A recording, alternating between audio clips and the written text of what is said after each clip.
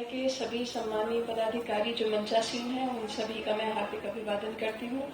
धन्यवाद भी करती हूँ कि मुझे इस अवसर पर आपने आमंत्रित किया और हमारे सामने पूरी जो महिला शक्ति और साथ में जो पुरुष शक्ति बैठी हुई है, उन सबको मैं बहुत बहुत शुभकामनाएं देती हूँ। और आज के इस दिवस की, इस विशिष्ट सम्मेलन की जो आपने शुरुआत की है, ये प्रथम है, मतलब आखिरी नहीं है। तो ये लगातार चलेगा और जो माहौल में जो ऊर्जा है, जो वाइब्रेशन है, वो हम सभी फील कर सकते हैं, जो उत्साह है सभी फील कर सकते हैं। तो इस कार्यक्रम के आयोजकों को इसके लिए बहुत विशेष बधाई कि आपका पहला ही कार्यक्रम सुपर सक्सेसफुल हो चुका है।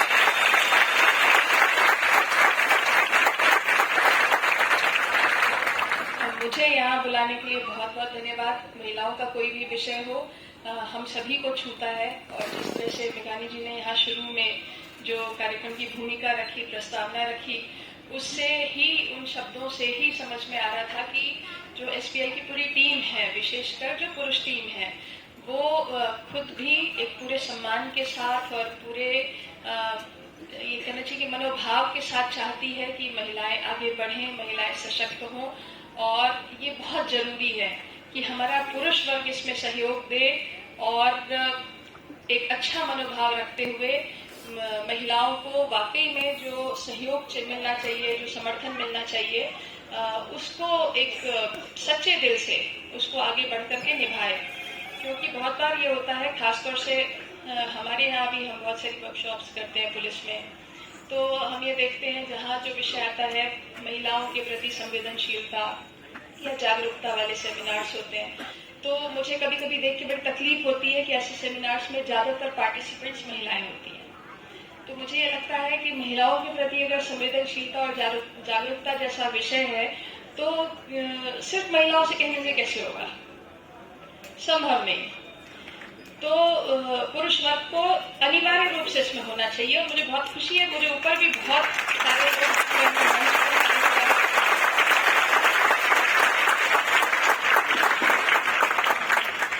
मैंने देखा अपने खुद के जीवन में कि मेरे पिता की, मेरे दादाजी की, मेरे पिताजी की, मेरे चाचा जी, मेरे ताऊ जी, मेरे भाई, मेरे पति, इन सबकी एक बहुत महत्वपूर्ण भूमिका रही है मेरे जीवन में। अगर आज आपने मुझे यहाँ बुलाया है तो मैं अकेले इसकी हकदार नहीं हूँ, इस सम्मान की हकदार नहीं।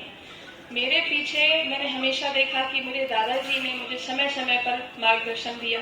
This is not to undermine the role of women in my life, but it is just to highlight the role of men in my life.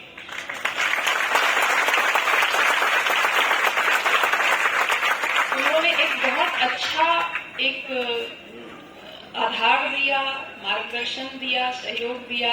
और खासतौर से मेरे फादर, जब भी ऐसा हुआ कि मुझे करियर को लेकर के डिसीजन लेना हुआ, शादी को लेकर के डिसीजन लेना हुआ, कहीं किसी एक चॉइस को एक्सरसाइज करना जो मेरी लाइफ को चेंज भी कर सकता था, टू द एक्सटेंट कि शायद वो खुद नहीं चाहते थे, उनके समझ में उन्होंने हमेशा मुझे गाइड किया। जब भी मैंने उनसे चर्चा की तो उन्होंने मुझे गाइड किया कि रुचि, मुझे ऐसा लगता है कि तुम्हारे लिए ये अच्छा है, लेकिन अगर तुम्हें इसके अलावा कुछ और लग रहा है, तुम्हारी चॉइस इससे अलग है, तो अंततः निर्णय तुम्हारा होगा और मैं तुम्हारे निर्णय में साथ खड़ा होगा। I thank him from this stage today कि ये हर पल मैंने महसूस किया। मम्मी तो कई बार क्लियरली एक्सरसाइज करती थी चॉइस, ऐसा नहीं, तुम्हें ऐसा करना चाहिए, ऐसा नहीं, ऐसा करना चाहिए, मैं बिल्कुल ये नहीं चाहती। लेकिन मेरे फादर ने फॉर एग्जाम्पल जैसे आईएएस का मैंने फर्स्ट चॉइस दी थी और सेकेंड अटेम्प्ट में मेरा आईपीएस में हुआ, and then I decided not to give further attempts to become an IAS officer. I was happy with IPS officer, being an IPS officer. मेरे फादर बहुत जोर से चाहते थे, बचपन से चाहते थे कि मैं आईएएस अफसर बनूं। लेकिन जिस मोमेंट मैंने उनको ये फाइनली अपना डिसीजन बताया कि नहीं पापा, मुझे लगता है कि आईपीएस मिल गया, this was my second choice, but I am happy with this, और अब मेरी इच्छा नहीं है कि मैं आईएएस में जाऊं, तो मुझे मालूम था कि उनको ये चीज कितनी बुरी लगी, क्योंकि उन्होंने बचपन से ये चाहा था कि मैं एक आईएएस अफसर बनूं।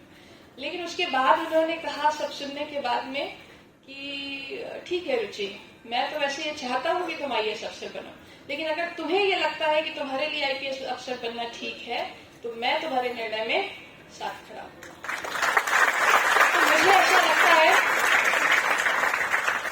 मुझे ऐसा लगता है कि हमारे पुरुष वर्ग को महिलाओं को बराबर स्पेस देना होगा, उनको वो कॉन्फिडेंस देना होगा और उनको ये भी एक अश्योर करना होगा कि ठीक है, कुछ गड़बड़ हुई भी तो हम हैं साथ में, don't worry. I am talking about our home also. हमारे वर्क स्पेस तो ठीक है, हम work in a team, we collaborate together, लेकिन जब मुझे निमंत्रण देने भी मिगानी जी आए थे और साथ के लोग आए थे, तो मैंने उनको यही बात कही थी कि हम सम्मान तो करें, लेकिन हम घर के भी कामों में बराबर से सहयोग दें।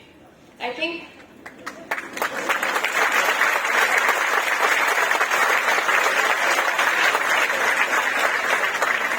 रीजन है उसका रीजन मैं बता रही हूँ। सर ने मेरे पहले सर ने ये जो मानसिक स्वास्थ्य को लेकर के चिंता जाहिर की, जो एंजाइटी, फियर, डिप्रेशन की बात की, जो आपकी अपराजिता में भी मैं देख रही हूँ कि उसमें शारीरिक स्वास्थ्य, मानसिक स्वास्थ्य की बात कही गई है, बहुत जोर से हाईलाइट की गई है। उसको मैंने एनालिसिस किया कि क्यों महिलाएं इससे ओवरबर्डन्ड हैं। पुरुष उतने नहीं दिखते होंगे, लेकिन उतने नहीं दिखते, बट हम कब तक महिलाओं की तारीफ करते रहें कि आप बहुत काम करती हैं? सुनिएगा जरा मेरी बात।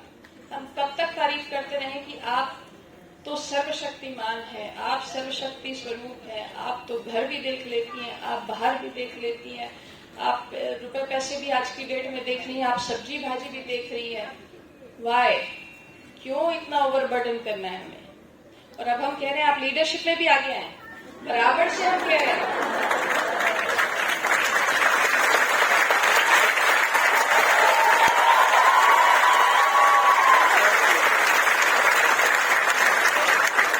बट आई बिलीव कि महिलाओं को लीडरशिप में आगे आना चाहिए।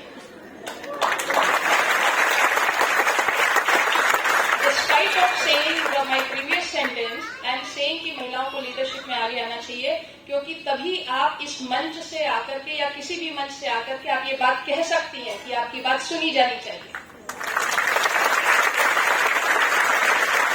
इसलिए हमें लीडरशिप में आगे आना है, हमारी आवाज सुनी जानी चाहिए। और जब हम लीडरशिप में आगे आते हैं तो हम उन मुद्दों को उठाते हैं जो हमारे लिए महत्वपूर्ण होते हैं, उनको ब्रशअप नहीं किया जाता। मैं एडमिन में हूँ, पुलिस एडमिनिस्ट्रेशन में दिन रात जो डिसीजंस होते हैं, किसी की कहाँ पोस्टिंग होनी है, किसी का क्या इश्यू है, उस सब में मुझे ऐसा लगता है कि महिलाओं की आवाज होनी चाहिए लीडरशिप में, डिसीजन मेकिंग में होनी चाहिए, उनके इश्यूज होने चाहिए, उनकी सेंसिटिविटी होनी चाहिए, उनके कंसर्न्स होने चाहिए। इसलिए हमें लीडरशिप में आगे आना है, लेकिन इस तरह नहीं कि तुम सब कर सकती हो, तुम्हारे 9 हाथ दाहिने हैं और 9 हाथ बाएं हैं। प्रॉब्लम कहाँ हो रही है? प्रॉब्लम ये हो रही है कि हम बाहर निकलना चाहते हैं, हम आज शिक्षित हैं, हम अपने पैरों पर खड़ा होना चाहते हैं, लेकिन घर की जवाबदारी में कहीं कोई कॉम्प्रोमाइज नहीं हो रहा। और कुछ हद तक हम भी उसके दोषी हैं। क्यों दोषी हैं? कि हमने इसको भी ओढ़ लिया, हमने उसको भी ओढ़ लिया, हमने बच्चे की भी चिंता नहीं छोड़ी, हमने चूल्हे चौके की भी चिंता नहीं छोड़ी, हमने नाते रिश्तेदारी की चिंता भी नहीं छोड़ी, और हमें समय से ऑफिस भी जाना है, हमें लीडरशिप रोल में भी आना है, हमें हर एक्स्ट्रा काम करना है।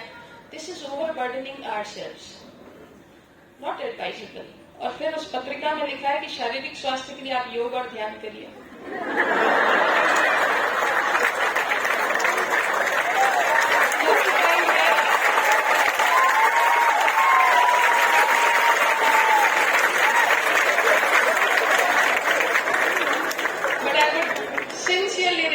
की जरूर करिए,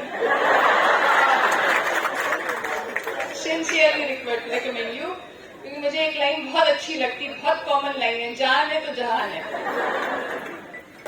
जान है तो जहान है।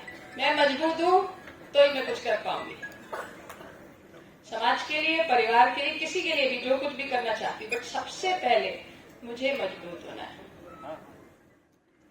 खाना भाई बना देंगे, हम बहुत पैसे कमा रहे हैं, आप सब लोग कमा रहे हैं, आप आर्थिक रूप से मजबूत हो रहे हैं। Start delegating things. कुछ काम आप हस्बैंड को भी चिंता में दीजिए, चिंता। हस्बैंड क्या करेंगे? बोलेंगे, मतलब मैं अपने हस्बैंड के लिए नहीं कह रही हूँ, लेकिन हम सब जो भी शादीशुदा लोग हैं वो जानते हैं कैसा होता है घर में, है ना। तो हस्बैंड से बोलेंगे, अरे तुम भी तो देख लिया करो, तुम भी देख लिया करो, अरे तुमने बताया ही नहीं कि बच्चे की फीस जमा होनी थी, मैं क्यों बताऊं? देखिए चिंता कहां से होती है। आज की डेट में हस्बैंड कर रहे होंगे, लेकिन करेंगे कब? जब तुम बोलोगी। तो चिंता किसको करनी है? तुमको करनी है। कर मैं सब दूंगा, तुमने कहा ही नहीं। तो जवाबदारी क्या आ जाती है? जो प्रॉब्लम आती है वो आती है कि चिंता कौन कर रहा है। जो जिम्मेदारी का भाव है, जो चिंता का भाव है, वो कहीं कहीं हमको बहुत बर्डन कर देता है। तो कुछ चिंताएं छोड़िए भी। कभी कभी बच्चों को हस्बैंड को सौंप करके आप ये सब वर्कशॉप, जैसे कोई आउट ऑफ स्टेशन हो, उसमें जाइए। यही चिंता मत करते रहिए कि मैं नहीं देखूंगी तो बच्चा कैसे पलेगा। बच्चा भी पलेगा। और दूसरी चीज, गिल्ट मत लीजिए। मतलब चिंता, मेरा कहना पहला जो स्टेटमेंट बोले थी, चिंता आप चिंता के साथ वर्क डेलीगेट करिए। भाई ये आपका काम है, आप ही देखो फीस जमा हुई नहीं हुई, व्हाटएवर, या बच्चे को कुछ लेना है, दिलाना है, मतलब थोड़ी चिंता हैंड ओवर करिए। आप काम तो दीजिए ही दीजिए, चिंता भी दीजिए। आप समझ, महिलाएं सब समझ रही होगी मैं क्या कह रही हूँ। और पुरुष सोच रहे होंगे इनको बुलाना भारी पड़ रहा है।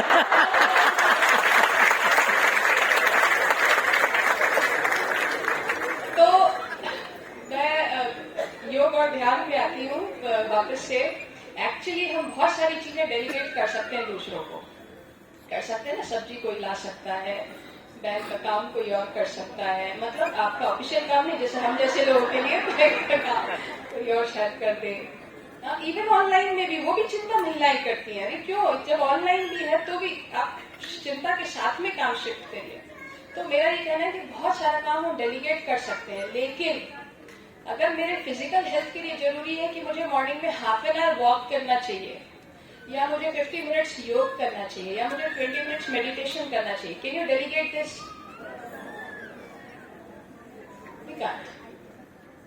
खाना आप किसी और से बनवा सकते हैं, बच्चे को किसी और के साथ स्कूल भेज सकते हैं। बहुत सारे काम आप दूसरों को हैंडओवर कर सकते हैं।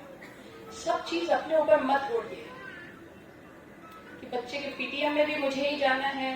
अरे कभी तो हस्बैंड को भी बोलिए इस बार तुम्हारी बारी है। अब बहुत प्राउडली मैं हमारे बच्चे के स्कूल में जो व्हाट्सएप ग्रुप है उसमें उन्होंने सारी मदर्स को जोड़ रखा है। तो वाई नॉट फादर्स यार, ये बोल के मेरे हस्बैंड का नाम जुड़वाया, आप इनका भी जोड़िए। ही शुड नो कि होमवर्क क्या मिल रहा है, कि क्या हो रहा है, कि बच्चा नहीं जा रहा, क्या व्हाटएवर जो जनरल मैसेजेस आते हैं, कौन सा कॉम्पिटिशन, थोड़ा तो जाना चाहिए दिमाग में कि this is my responsibility also, है ना। और हम पीटीएम करते रहते हैं, हम ऑफिस में भी, आज बच्चे की पीटीएम है, वहां भी जा रहे हैं, बच्चे को बुरा लग रहा है, मेरा बच्चा यहाँ बैठा हुआ है, उसको सब सुन रही है, वो पापा को बताएगी। तो दैट्स ओके। मेरा ये कहना है कि तो इस तरीके से थोड़ा सा मेरा कहना है कि ये सारे काम कहीं ना कहीं आप सोचिए कौन से काम स्मार्टली। उसमें बात ये लिखी, बहुत सुंदर पत्रिका निकली, मैं पढ़ रही थी अपराजिता, बहुत प्यारी पत्रिका। तो उसमें आप सब पढ़िएगा और ध्यान से पढ़िएगा। तो उसमें ये है कि हम काम तो डेलीगेट करें, लेकिन कुछ काम ऐसे हैं हमारे खुद की मजबूती से जुड़े हुए जो हम डेलीगेट नहीं कर सकते हैं। स्वास्थ्य, हमारा शारीरिक स्वास्थ्य और मानसिक स्वास्थ्य फोरमोस्ट रिस्पॉन्सिबिलिटी हमारी। हम महिलाओं को बहुत तनाव में देख रहे हैं, इसी वजह से तनाव में देख रहे हैं कि हमने सब ओढ़ लिया है। हमको ससुराल भी देखना है, मायका भी देखना है, बच्चे भी देखना है, ऑफिस भी देखना है, और लीडरशिप रोल्स, हमको समाज का जो दायित्व है हम आगे बढ़ती हुई महिलाओं पे, हमें उसको भी देखना है। बहुत बड़ा दायित्व है वो। सोचिए वो समय जब महिलाओं को शिक्षा नहीं मिलती थी, जब महिलाओं को नौकरी के अवसर नहीं मिलते थे, तो कम सेक्रीफाइस में नहीं मिले हमको ये अवसर, वो बहुत सेक्रीफाइस में मिले।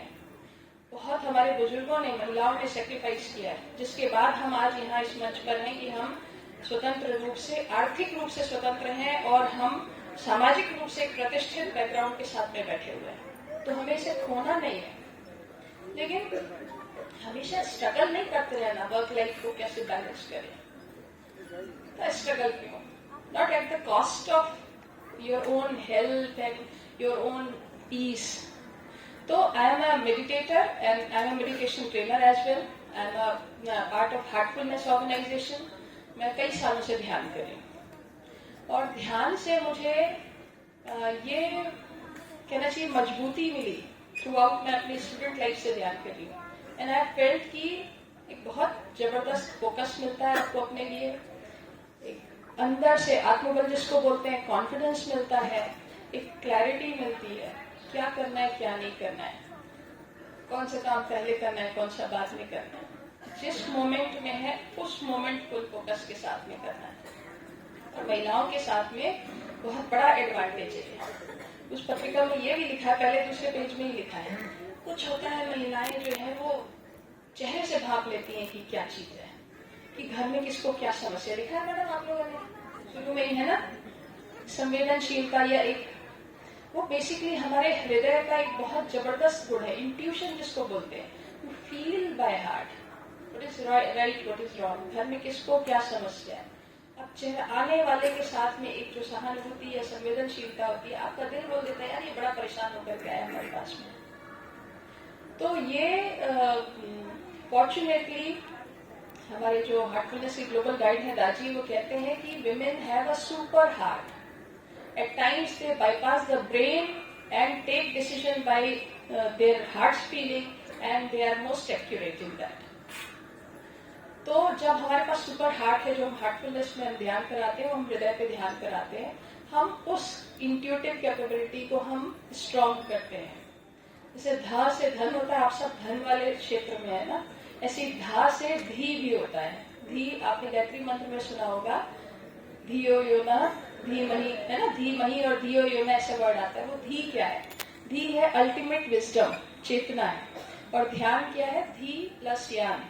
धी यानी धी मतलब चेतना, अल्टीमेट विजडम, और यान मतलब व्हीकल, ऐसा व्हीकल जो आपको उस अल्टीमेट विजडम तक पहुंचने में मदद करे।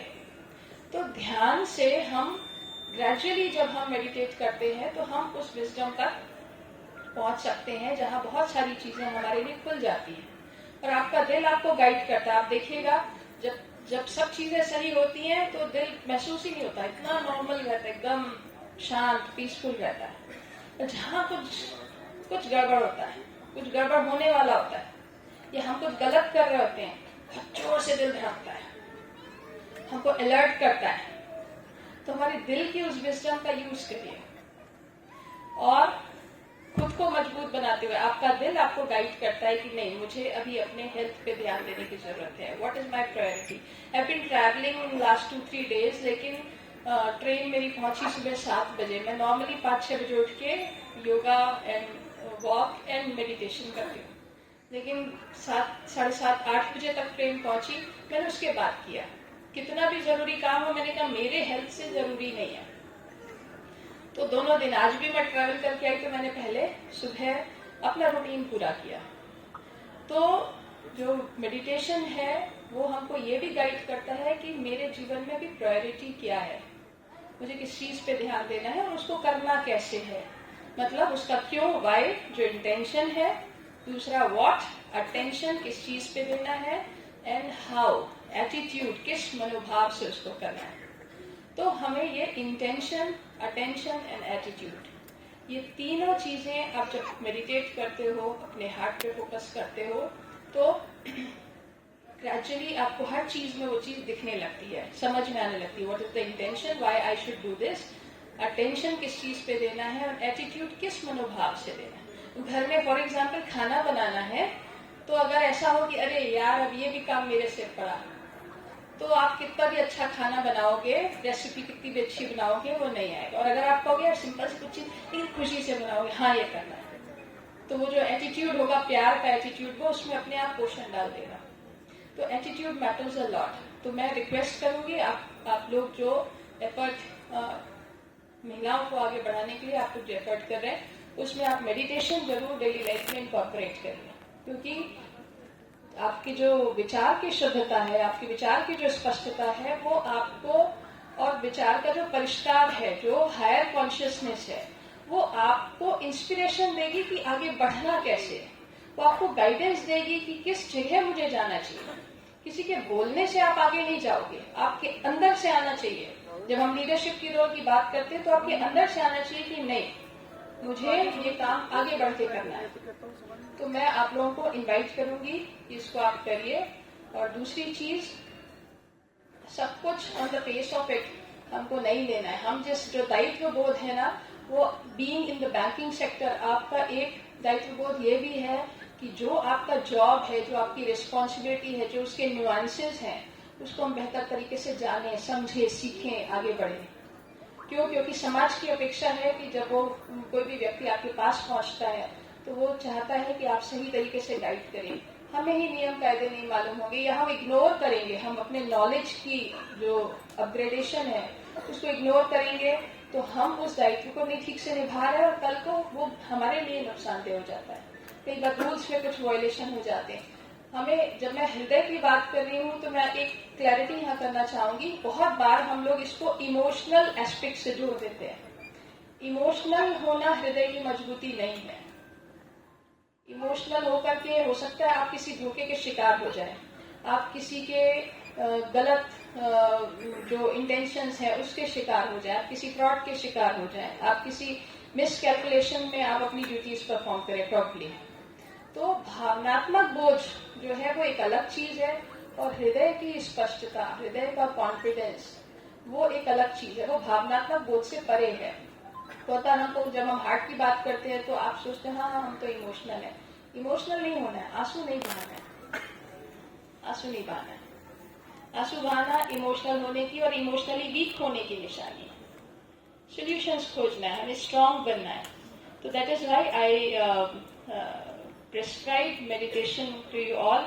और मैं चाहूंगी कि अगली बार आप मेडिटेशन के वर्कशॉप्स आपकी बैंक्स में भी हम कर सकते हैं, या कोई ऐसे आपके ग्रुप गैदरिंग हो उसमें कर सकते हैं।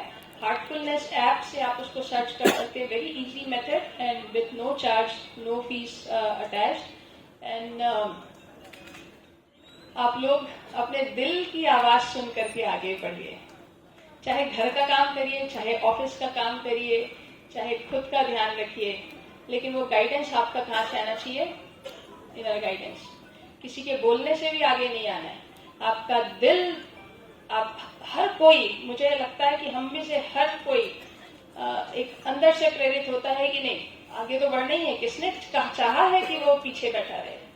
कोई नहीं चाहता। आप लीडरशिप दीजिए, लेकिन अगली बार हम इनसे नहीं लेंगे लीडरशिप, हम खुद आगे बढ़ेंगे। हम किसी से ले क्यों? हम ऑलरेडी लीडर्स हैं और हमें आगे बढ़ना है। Thank you. महिला शक्ति जिंदाबाद, महिला शक्ति जिंदाबाद।